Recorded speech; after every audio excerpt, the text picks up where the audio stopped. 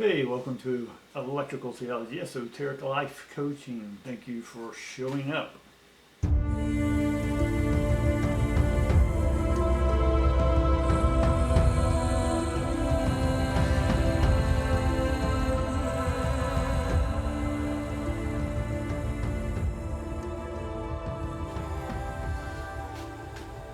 This will be a follow-up or a mini podcast, if you will, about this morning's reading. This morning's reading basically was about, I'm going to go back and watch the video, but the main thing is,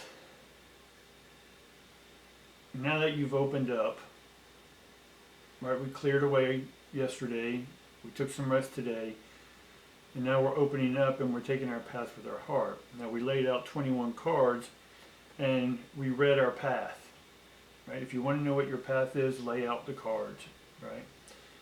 Again, that's if you're too much into the head or you're not getting a clear picture because we have distractions, is lay the cards out. Use the cards for that purpose, right? If you need to find out where you're lost in the road, get your GPS out, get your map out. This is just a map in one sense. I can still find my way. I can look at the sun, I can use nature, and eventually just drive around and find my way. But and that's fun sometimes. I actually used to do that when I was young. I used to drive around, get lost purposefully. One, so you can not feel the fear.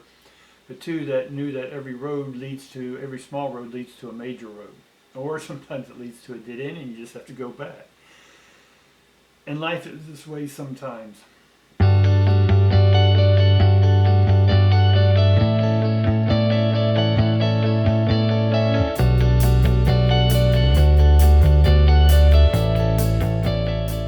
Now that we've opened our hearts, we're no longer playing the victim. I actually made a comment on another reader's video, and I normally don't do this. But each and every time I'd watch, the last few times, they kept on using the word narcissist, narcissist, narcissist. I'm like, and she's talking about doing the healing around this, and I'm like, and every time she says it, she has energy behind it. Like somehow she's still blaming someone outside herself for what she's experiencing in her own life. So finally, because I enjoy watching her, and she's a great reader. She's a good reader. She's been doing it for a short time, but she's really good at what she does. She intermixes astrology real good.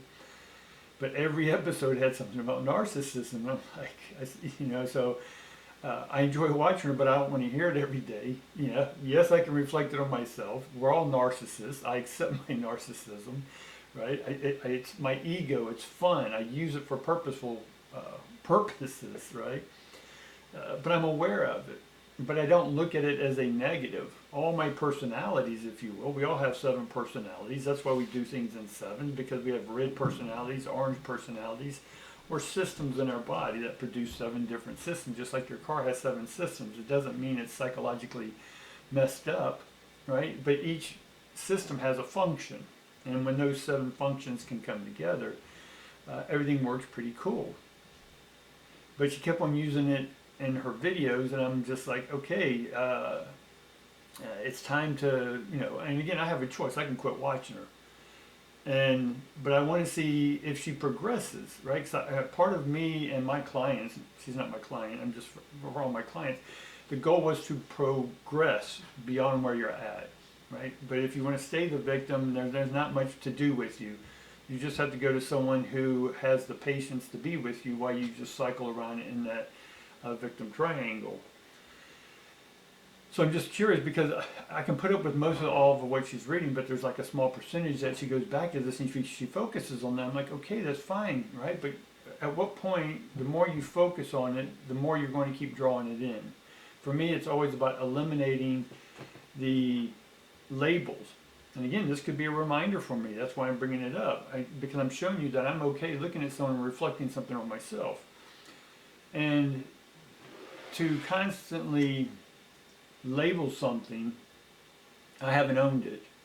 So when I'm ready to own it, I'm going to eliminate the label. Once I eliminate the label, then what's left behind?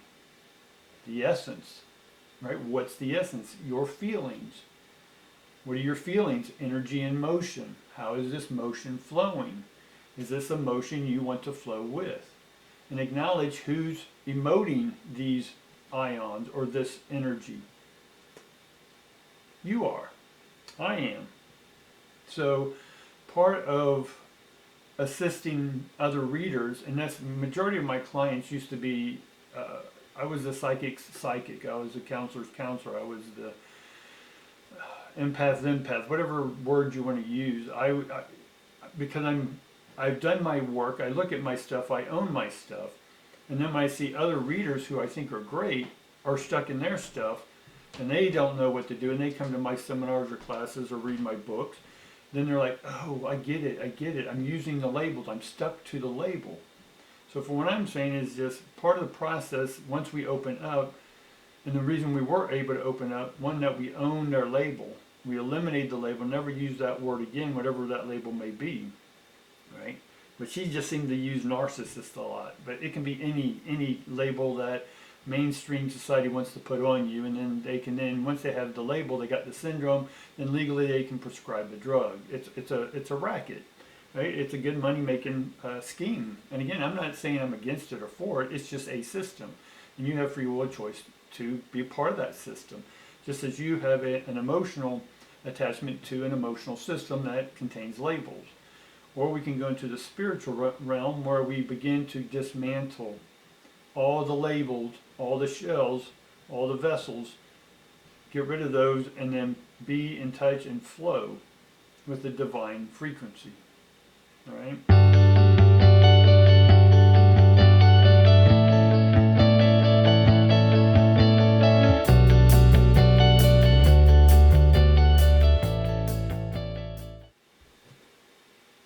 And I'm going to switch over to another story real quick, right? To help us understand going forward without the labels, is understand that there's going to be the labelers who's going to put more labels on you, right? And because we're a percentage of people who are separating from the mainstream, like a cult, because it's a culture, right? Cult culture, they don't like when you leave their cult. They come after you. So we want to not scare you, but be aware so that you can navigate some of these terrains. But know that a lot of times when you go against, and I'm quoting, against mainstream, we're not really going against, we're just moving beyond. And I got to keep going back to the preacher who we used to have our walks and talks when I was around 17, 18, and I had millions of questions and millions of paranormal questions, metaphysical questions, which it was beyond his scope, and that's what he told me. He says, look, you've outgrown the church. Meaning, which I thought was brilliant of him, is because he knew that my knowledge was beyond the church's dogma or doctrine. And there was nothing wrong or right. He says you just need to go beyond it. And that's, again, expanded my mind. So when you walk into this new realm, it expands your mind. And with this new expansion, and I get what the other YouTuber was saying, is that, when you have this light, other people want that. But again, you're still looking at this as a negative. I get that other people want it, but if you have the awareness without all these labels, you can identify that these people understand or don't understand what you're promoting or magnetizing. What are you drawing into you? Right? I know that the clients I got were people who were stuck in places in their life and their mindset. And when I was able to present a broader picture, they were able then to move forward, right, with their choice. So when these people come to us, and if you label them, oh, they're vampires, they're drainers, they're succubuses, whatever. Who's labeling this?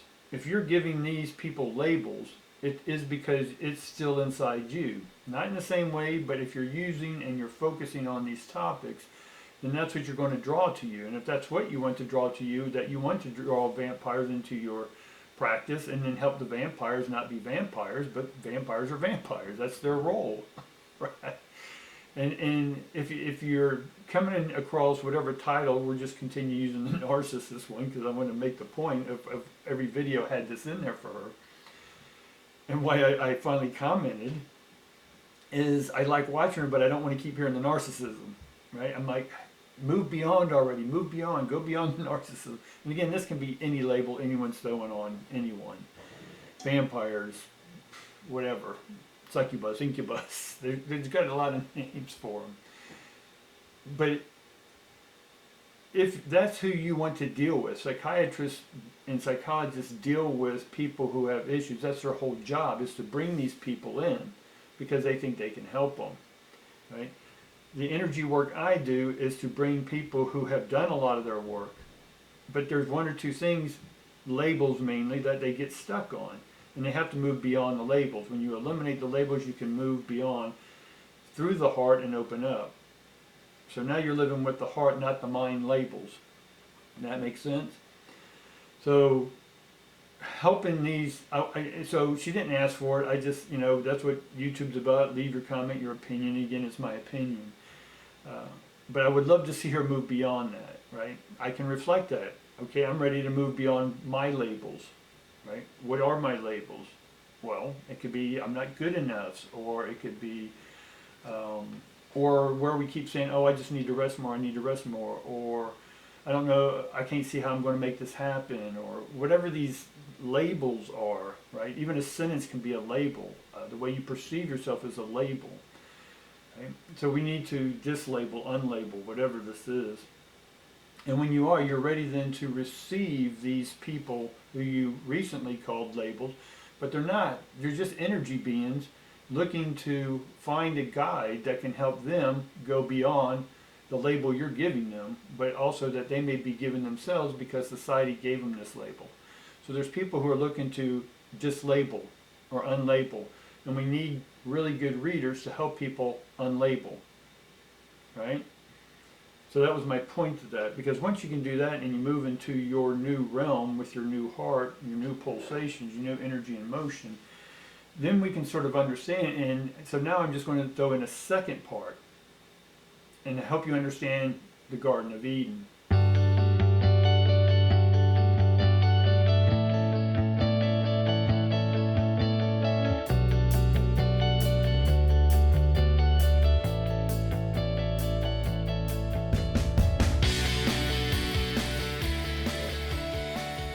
So, the Garden of Eden, right? Most of us know that story, and it's in all religions where there's paradise, and then there was a temptation by something, and then the denizens were kicked out, right? The inhabitants were kicked out and then put into this other world.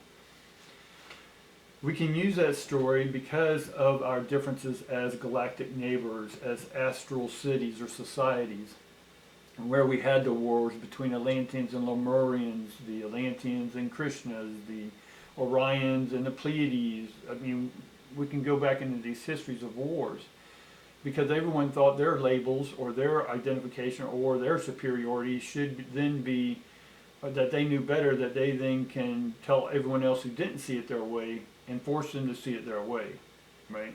Religions, dogmas, they're all cults. Nothing wrong or right with cults. People love to be told what to do. It's easier to be told what to do than to think for yourself a lot of times, right? To be an entrepreneur takes a lot more hustle than just showing up and someone say, make this cutout and do it all day long and come here Monday through Friday 8 to 5. Boom, that's easy, man. You don't have to think, right? Why do you think a lot of religions wear the same clothes? And again, this isn't good or bad. I'm just giving you identifications where certain religions where you wear the same clothes, right? You don't have to think. You have more time to contemplate with your deity, but you're still told that you have to wear these clothes, or you have to say these prayers, or wear this outfit.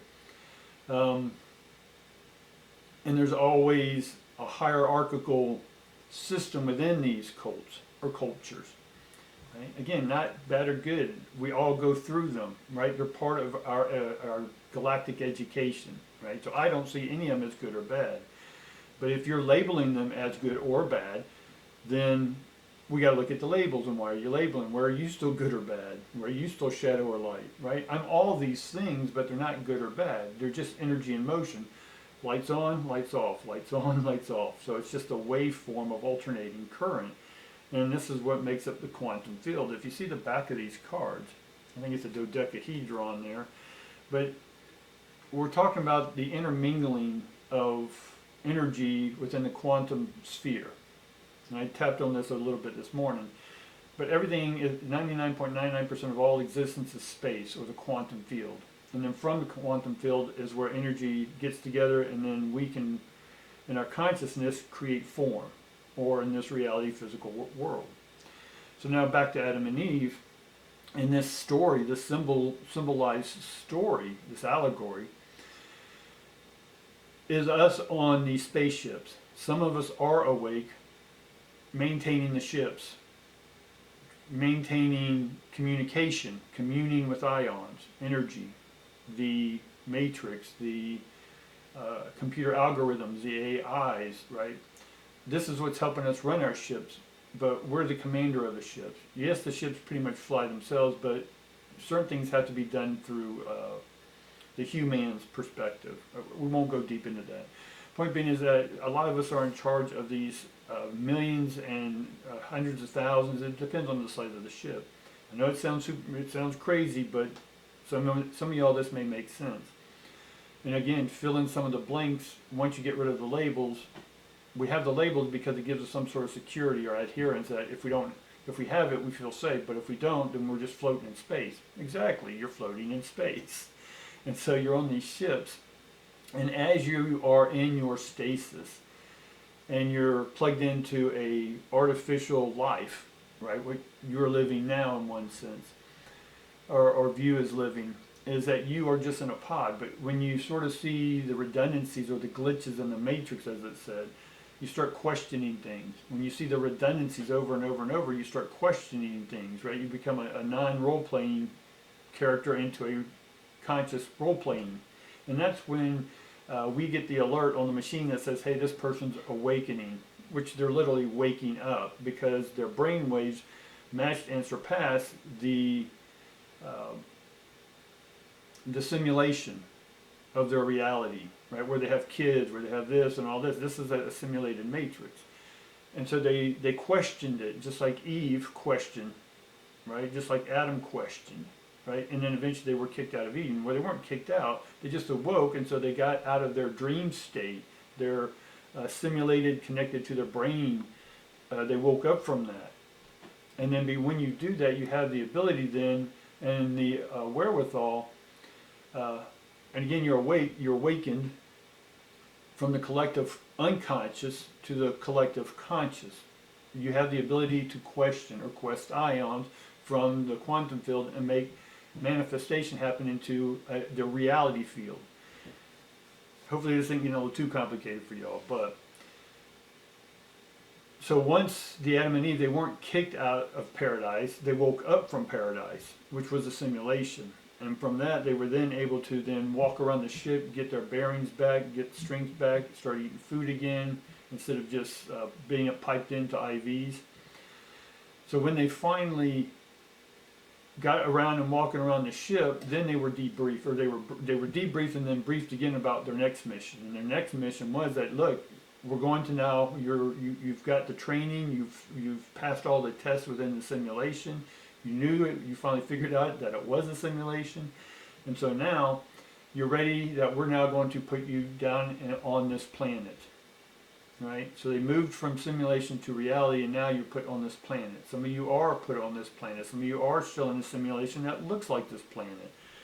Right? How do you know the difference? Keep asking questions, and then the reality will pop in from the quantum field that you are the quantum field. You're not the narcissist. Right? The ocean doesn't have narcissism. Is the shark a narcissist? Is the eel a narcissist? Right? Is the barracuda? No, that's their role within the matrix, right?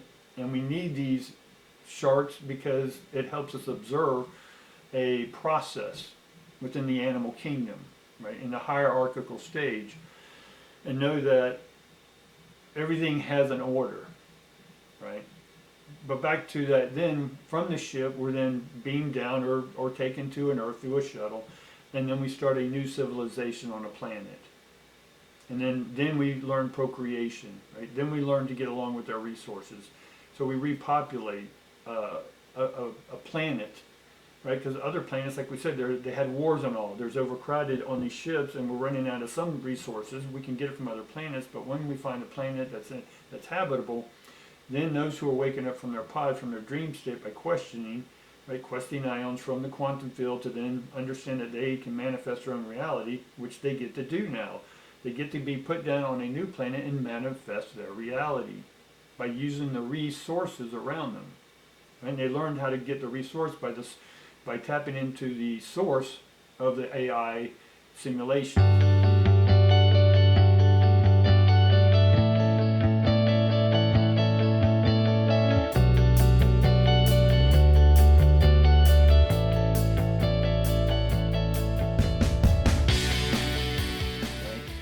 So back into now, you then get to consciously and understand the labels. We can call that a tree without having some psychological effect or trigger by it, right?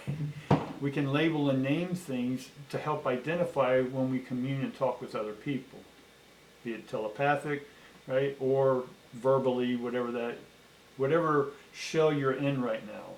You may not be humanoid, you may be another one, because we have different species. It's just not all humans on these ships. There's other beings, right, sentient beings on these ships. And they'll be dropped off in their atmosphere, right?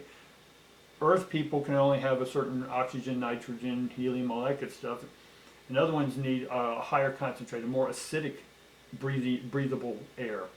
So they'll be dropped off in their compatible spaces because we're rebuilding Earth.